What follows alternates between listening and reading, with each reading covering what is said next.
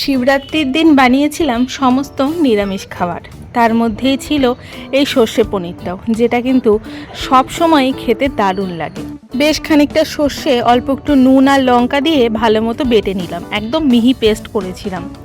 আর পনিরগুলো সাদা তেলে অল্প একটু নুন হলুদ দিয়ে ভেজে তুলে রেখে দিলাম। পনিরটা ভাজা হয়ে যাওয়ার পর আবার বেশ খানিকটা তেল দিয়ে তার মধ্যে দিলাম সেই সর্ষে বাটাটা। হলুদ দিইনি, অল্প একটু পরিমাণ মতো নুন দিয়ে অল্প একটু কষিয়ে নিলাম।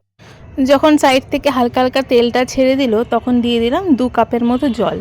আমি যেহেতু এই রান্নাটা খুব বেশি ঝোল রাখবো না, মাখা মাখা রাখবো, তার জন্য জলটা একদম কম দিয়েছি। তারপর পনিরটা দিয়ে অল্প একটু মিষ্টি দিয়ে গরম গরম নামিয়ে দিলাম।